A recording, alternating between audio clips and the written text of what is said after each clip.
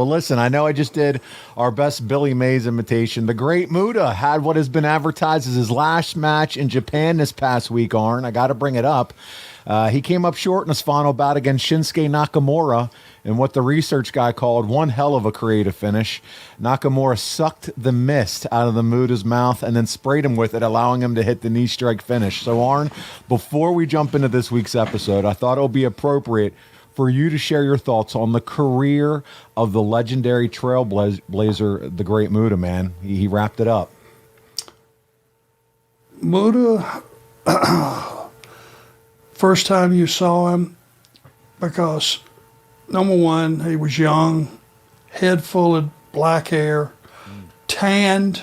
You don't see a lot of the Japanese boys that take the time to tan.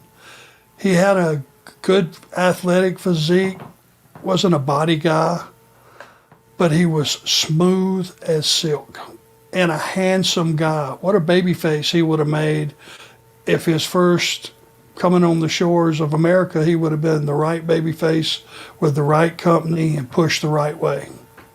Just saying. Yeah. It's hard to dislike a guy like that. I mean, you had to put Bud Sawyer with him and Gary Hart and Dragon Master to even make him a heel. If he would have been alone, he would have been a babyface. And he's a tremendous talent, nice guy to be around, funny, a professional, and he had a hell of a career. And just hearing for the first time the finish, that is damn creative.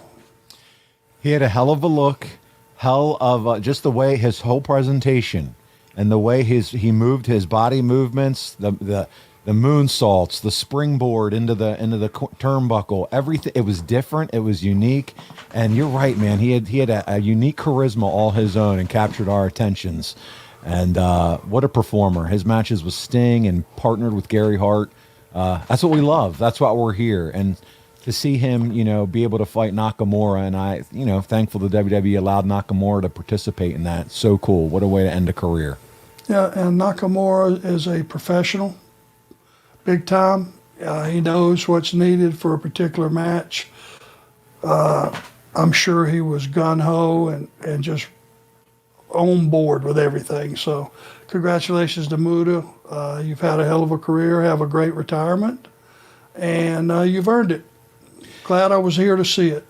There you go. I couldn't have said it any better, Arn. And how cool for Nakamura to be. That'll be one of his career highlights, I'm sure. And how appropriate is it that we talked about Muta, Arn? Because we're going to discuss the first New Japan Pro Wrestling and WCW Super Show today. But before we go to the land of the rising sun, we need to follow up with the fallout from Wrestle War 1991.